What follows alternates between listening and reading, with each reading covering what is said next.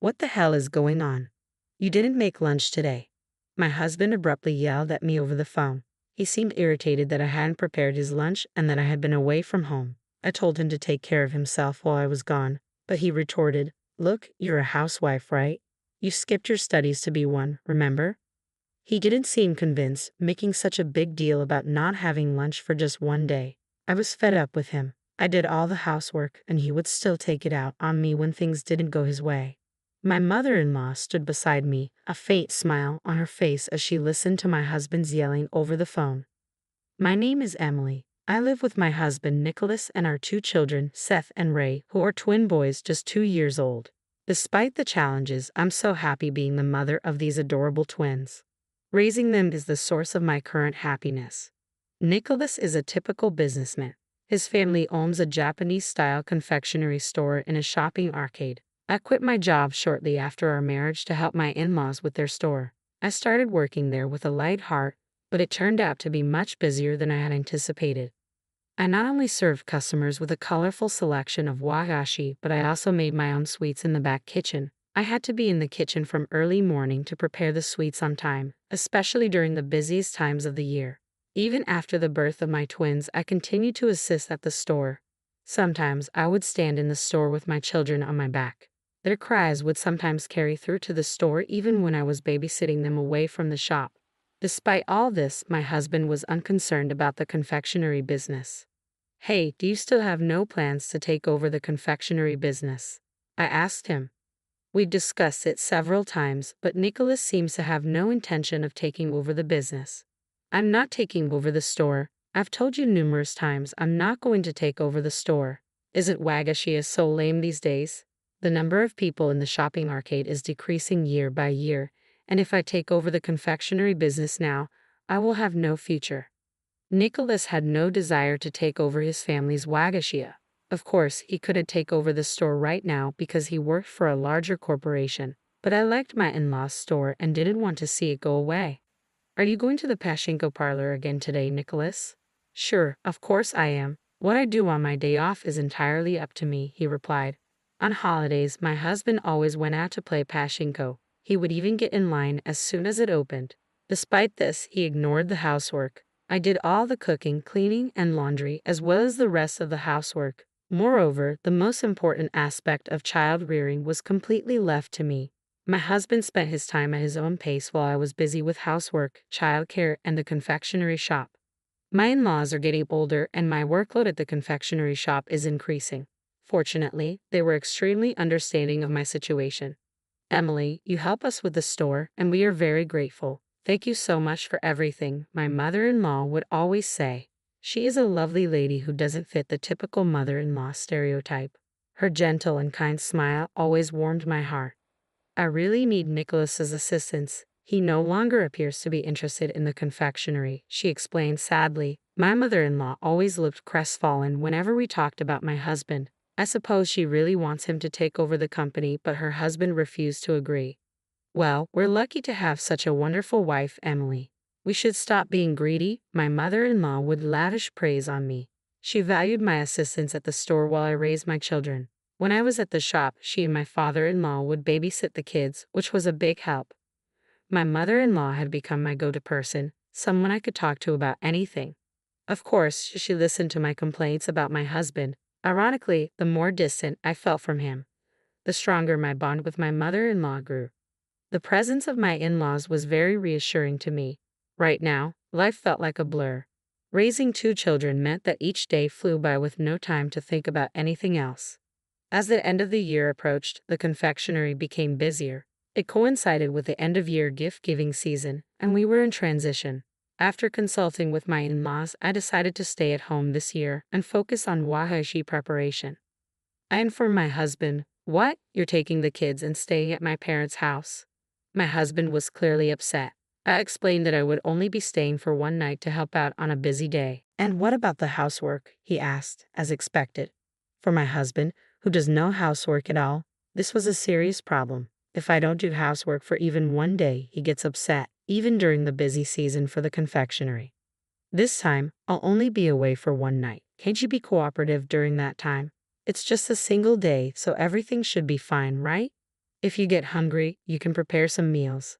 There will be no laundry to do if it's only for one day, I told him, assuring him there was nothing to be concerned about. But he continued to complain. You know what, you're still a housewife, aren't you? I'm telling you again, I'm the family's breadwinner. Who do you think is in charge of feeding our 2 children? My husband began to grumble, and I didn't want to talk to him any longer. Taking action without his permission, I didn't say anything else and took the kids to my in-laws' house without my husband's permission. When I arrived, a lot of work was waiting for me. It was the end of the year and business was brisk at the Wagashia. Orders for year-end gifts were pouring in faster than usual, and my decision to stay and assist was justified. The creation of gift items began with assembling empty boxes, a surprisingly difficult job, especially at the end of the year when hundreds of boxes had to be made for year-end gifts. My in-laws and I divided up the box-making duties. After the first day at my in-laws' house, I was exhausted, but the next day I had to work hard from early in the morning to make wagashi. To prepare for the busy day ahead, I decided to go to bed early. By the time dawn arrived, I had already started working. While the kids were still sleeping, my in-laws and I stayed in the kitchen quietly working on the wagashi. The sun had risen before I knew it, and the fresh morning air signaled a new day. We decided to take a break and eat breakfast. The kids were already awake and ready for their meal. I hurriedly prepared breakfast and served it at the table. They came running up to me, smiling. My in-laws, the children, and I all sat around the table. Just then, my phone rang. It was my husband. What the heck is going on? You didn't make lunch today, he yelled as soon as I picked up. He seemed irritated that there was no lunchbox, which he expected to be available at all times. A shocking proposal. I told him to make his own lunch while I was gone. Had he forgotten? What do you mean, avoiding housework? He demanded, clearly unconvinced. When I suggested he prepare the food himself, he accused me of laziness. What a prick, making such a big deal about not having lunch for one day. He leaves everything up to me, and when things don't go his way, he transforms into this. I was shocked, and my in-laws appeared to be as well. They could clearly hear my husband yelling over the phone. He rambled on about his complaints before abruptly hanging up. Although breakfast had just been served, the living room of my in-laws' house fell silent. My husband lost his cool in such an unreasonable way. Just as expected, the kids seemed to sense the tension and refused to eat their breakfast. My mother-in-law cheerfully said, "Itadakamasu," urging my sons to eat as well, trying to lighten the mood. Then she turned to me and said, "Why don't you divorce my son, Emily?" I froze, my hand hovering over my tea. I never expected my mother-in-law to say something like that. My father-in-law quietly ate his breakfast, an indescribable expression on his face. A turning point. I believe I was a little out of line, but now that you've been told something like that, I hope you've come to your senses, my mother-in-law said, smiling at me. It seems that when someone is truly disgusted, there's nothing left to do but laugh. I feel terrible for you as a mother. You are no longer required to be merciful to my son. Allow your emotions to guide you, she continued. My mother-in-law had probably figured out how I felt about Nicholas by now. She was always supportive and encouraging, and now I knew she was on my side.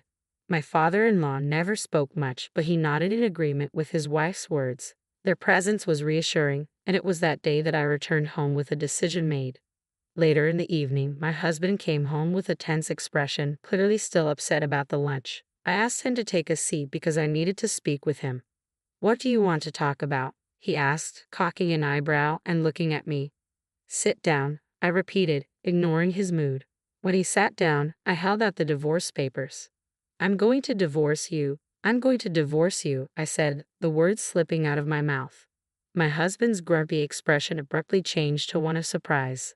"Why did you say divorce so abruptly? Are you kidding me? The kids are still so young." He was in a panic, unable to understand why I was seeking a divorce. He adamantly refused to consider divorce, insisting there was no reason for it. He tried to avoid the discussion by claiming it was invalid. "There's a reason," I said, stopping him from fleeing. I pulled a few photos from an envelope on the table and placed them in front of him. One photo showed my husband walking with a woman, holding hands. "Didn't you say you go to Pachinko on your days off? What exactly is this? You appear to be having the good time," I said. When he saw the photo, my husband's face turned pale. Confronting the truth, I pressed him to tell me what was going on.